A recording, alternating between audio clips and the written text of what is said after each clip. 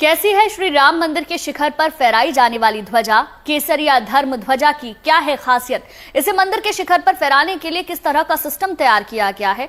System के trial में क्या बातें सामने आई? मंदिर के शिखर पर लहराती धर्म ध्वजा कितनी दूर तक दिखेगी? ये सारी बातों को विस्तार से इस रिपोर्ट में देखिए।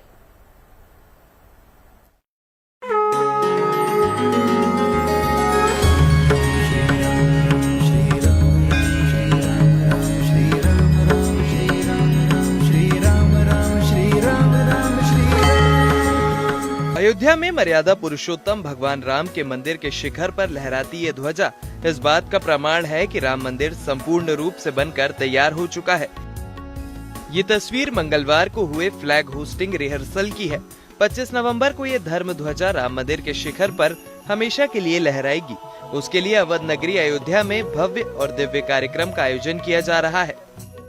25 नवंबर दिन मंगलवार, उस दिन अयोध्या के राम जन्मभूमि पर शिखर पर ध्वजा फहराया जाएगा। वो ऐतिहासिक पल होगा जिस दिन नरेंद्र मोदी के हाथ जो है वो ध्वजा पे टेक्नोलॉजी द्वारा, एक विशेष टेक्नोलॉजी द्वारा वो बटन दबाया जाएगा और उस बटन से जो है दबाने के बाद जो है वो ध्वजा हवा में फहरेगा। 360 डिग्री का एक चैम्बर बनाया गया है जिसके आधार पर वो 360 डिग्री ध्वजा जो है घूम सकेगा और सेना के जवानों द्वारा इस टेक्नोलॉजी को बनाया गया। उनके द्वारा इस अयोध्या में जो ध्वजारोहण है उसको देख के ध्वजा पे शिखर पे जो है उसके लिए विशेष प्रकार से जो है उसकी रिहर्सल हो रहे हैं। भव्य राम मंदिर के मुख्य शिखर पर फहराए जाने वाले धर्म ध्वजा की तैयारी को परखने के लिए मंगलवार को अयोध्या पहुंचे सीएम योगी ने मंदिर परिसर का भ्रमण किया। सीएम योगी उन सभी जगहों पर गए जहां प्रधानमंत्री को जाना है। सीएम ने धर्म ध्वजा का ट्रायल भी देखा।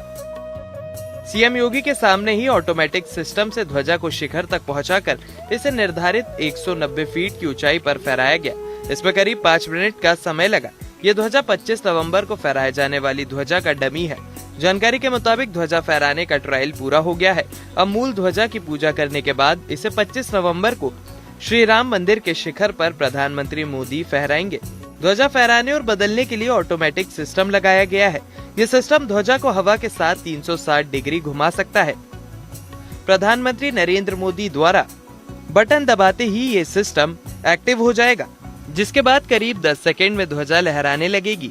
भारतीय सेना के सहयोग से तैयार किया गया ये सिस्टम तेज हवाओं को सहन करने में सक्षम है और इसकी मजबूती के लिए इसमें 360 डिग्री घूमने वाला चैम्बर लगाया गया है। जिस तरह से बटन दबाकर ध्वजा फहराई जाएगी, उसी तरह कंट्रोल रूम से ध्वजा को नीचे भी लाया जा सकेगा, यानी पुजारी इस ध्वजा को आसानी से बदल सकते हैं। श्री राम मंदिर के शिखर पर फहराई जाने वाली केसरिया धर्म ध्वजा की लंबाई 22 फीट और चौड़ाई 11 फीट होगी। ध्वजा पर कोविदार वृक्ष, सूर्य और ओम प्रतीक चिन्ह अंकित होंगे। मंदिर के 161 फीट ऊंचे शिखर पर ध्वजा को फहराने के लिए 42 फीट ऊंचा स्तंभ स्थापित किया गया है। इस स्तंभ पर 190 फीट की ऊंचाई पर 22 फीट लंबी और 11 फीट चौड़ी पताका फहराई जाएगी, जो 3 किलोमीटर दूर से दिखेगी। इस ध्वजा को अहमदाबाद के कारीगरों ने नायलॉन पैराशूट फैब्रिक से तैयार किया है। ये ध्वजा धूप, बारिश और तेज हवा से सुरक्षित रहेगी। ध्वजारोहण समारोह से जुड़े अनुष्ठान 20 नवंबर से शुरू हो जाएंगे। अयोध्या के लिए ये समारोह बेहद खास है, क्योंकि इस दिन पहली बार श्री राम मंदिर में विवाह पंचमी का आयोजन होगा। राम बारात निकलेगी और जब रामनगरी अपने आराध्य की भक्ति में लीन होगी, तब मंदिर के शिखर पर भव्य ध्वजा एक नए युग का संदेश देगी। ध्वजारोहण वेद मंत्रों के बीच होगा। शिखर पर ध्वजा लहराने के साथ ही मंदिर परिसर में घंटा घड़ियाल बज उठेंगे। 25 नवंबर को 11:46 से 12:28 तक जो यह अविजित मुहूर्त रहेगा, इस अविजित मुहूर्त में जो भी काम करिएगा वो अविजित ही अविजित रहेगा।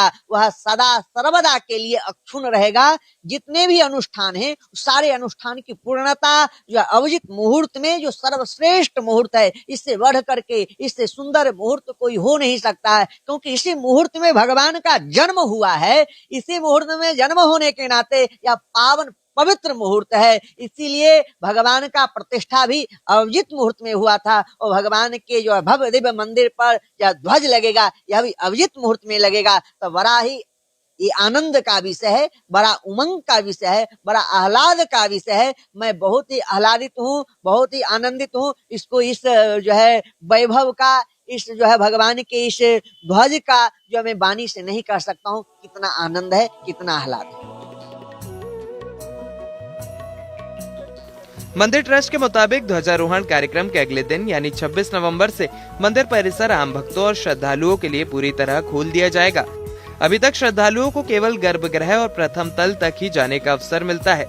गर्भगृह में रामलला की नई प्रतिमा की प्राण प्रतिष्ठा की गई थी, जबकि प्रथम तल पर राम दरबार की स्थापना हुई है। अब विवाह पंचमी के दिन शिखर कलश और ध्वजारोहण के बाद पूरे मंदिर परिसर में दर्शन की व्यवस्था शुरू हो जाएगी। अयोध्या से मयंक शुक्ला के साथ bureau report, good news today.